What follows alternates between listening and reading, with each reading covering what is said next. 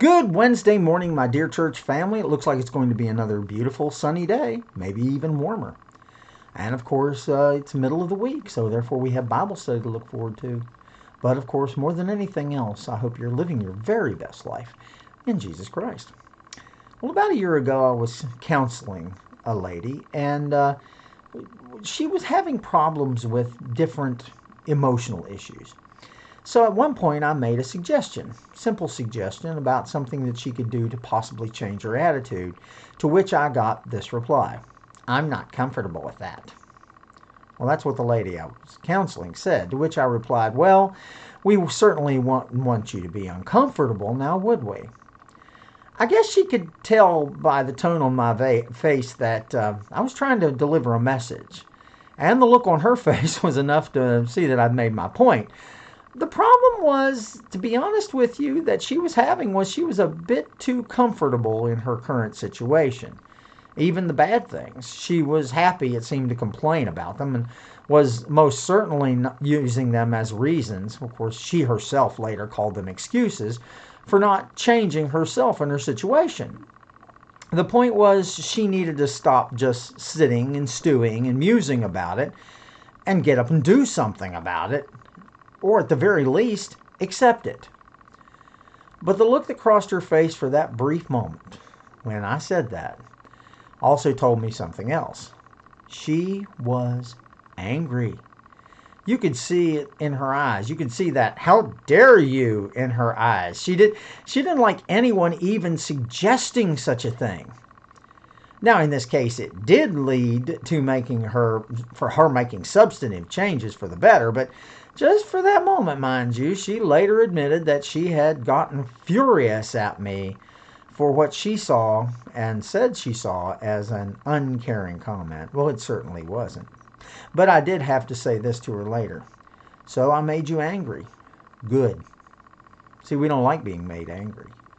But the truth is that anger, like all emotions, can be a positive motivator, can it? I mean, it certainly was in this case, as she admitted that she had become too comfortable in her current state, and also admitted that she needed the shake-up, the push, or as she herself later called it, a kick in the pants my blunt, sarcastic comment had given her. Now, don't get me wrong, I certainly don't go through my life trying to make folks angry.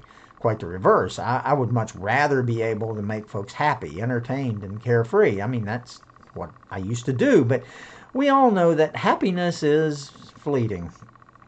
To everything there's a season, according to Ecclesiastes, and in order for us to grow, there must be seasons of discontentment. Yeah, I said it, and we don't have to like it.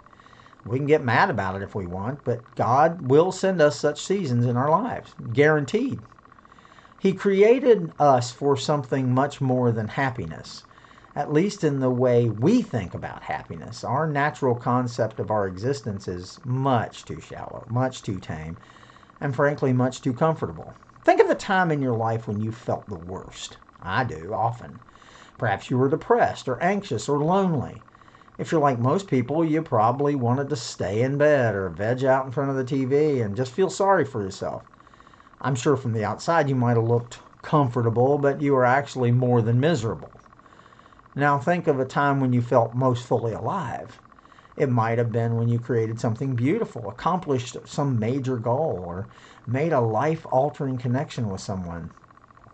Perhaps you just did something. You hiked to the top of a mountain and felt like you could see the whole world. And the joy you experienced came as a result of taking a risk, pushing yourself beyond what you thought you could do, or giving of yourself extravagantly. It took something out of you, and the fulfillment you received in return was all the more valuable because of how uncomfortable you'd felt along the way.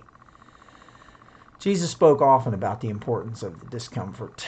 He, in the Beatitudes, I always say that wrong, he said, "Blessed are those who are grieving or hungry or poor in spirit or suffering persecution for his sake." If you want to find that, by the way, it's in Matthew 5, verses 1 through 12. Let's face it. You're not going to be hungry for righteousness' sake if you're too comfortable. I'm certainly not. There were many times Jesus asked really pointed questions or told stories that really disturbed some of those who were listening. I mean, he had his fans and his haters. I mean, some people, especially the children of the sick people, loved being around Jesus. Others, especially many of the leaders, they couldn't wait to get rid of him. Why?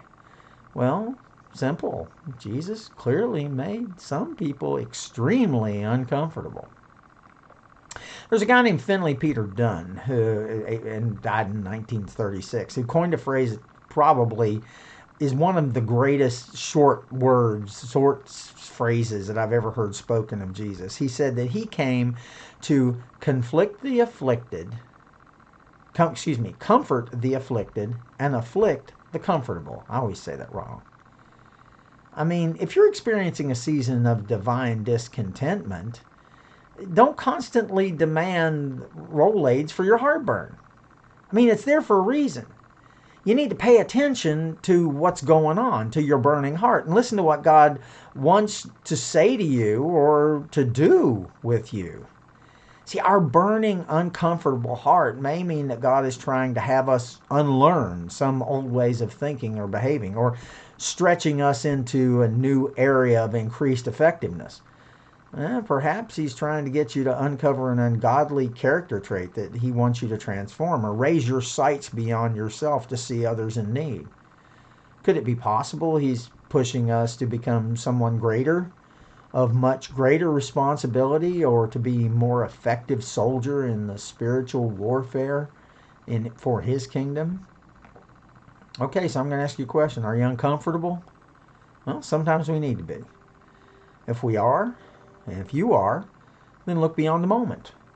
Consider whether God may be behind it, and see where that warmth in your burning heart may take you, instead of so easily trying to extinguish it in order to be comfortable. I hope you have a wonderful day today.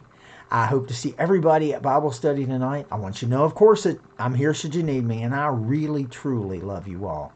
Don't hesitate to call me, and I will talk to you soon. Love you guys. Bye-bye.